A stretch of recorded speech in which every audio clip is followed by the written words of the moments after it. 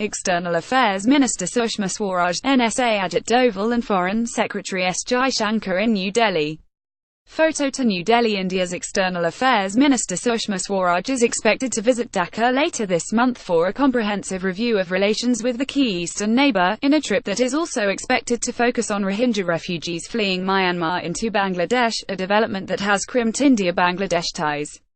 Swaraj visit, expected in the third week of this month, comes close on the heels of another by Indian Finance Minister Arun Jaitley to Dhaka last week that saw India operationalise a $4.5 billion line of credit finalised during Bangladesh Prime Minister Sheikh Hasina's visit to New Delhi in April.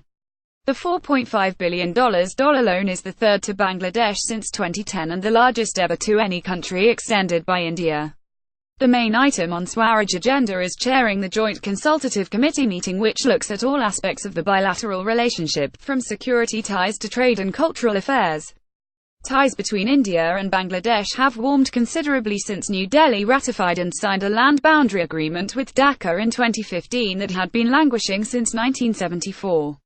India views Bangladesh as a critical component of its policy to forge closer links between South and Southeast Asia, given the country's strategic geographical position. It is a member part of the Bangladesh, Bhutan, India, Myanmar, Nepal, Sri Lanka, Thailand economic grouping that India views as an alternative to the largely dysfunctional South Asian Association for Regional Cooperation (SAARC) that brings together India and all countries in its immediate neighbourhood into a bloc.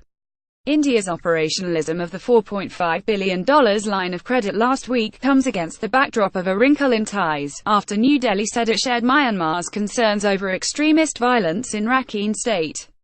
The comments were made by Prime Minister Narendra Modi during his recent visit to Myanmar.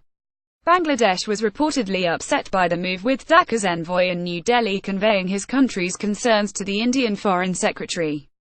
Dhaka's unease stems from the fact that thousands of Muslim Rohingyas from Rakhine have fled across the border into Bangladesh following a Myanmarese military push after Rohingya insurgents attacked police posts and an army base in August, with India seemingly giving up on mending ties with Pakistan. India has to position itself differently on the issue of regional cooperation, and here Bangladesh emerges as a critical country, said Harsh V. Pant, a professor of international relations at London-based King's College. Bangladeshi Prime Minister Sheikh Hasina has become an important and reliable partner for India. She is facing elections next year and the Rohingya issue is a big issue in her country, Pant said. India has put in a lot of effort to upgrade ties with Dhaka and it will have to keep this up, he said. For India, Bangladesh and Myanmar are both important neighbours as it shares long borders with them. Insurgents operating in India's northeast have taken shelter in both countries in the past, using bases there for hit-and-run operations. India has viewed with concern increasing Chinese aid and infrastructure assistance to both countries, fearing a heightening of Beijing's profile and a waning of its own influence in its periphery. Recent figures suggest that Bangladesh houses some 1.2 million Rohingyas, placing a strain on its resources. The United Nations has called the exodus of 507,000 Rohingyas since late August the world's fastest developing refugee emergency, and says Buddhist-majority Myanmar is engaging in ethnic cleansing.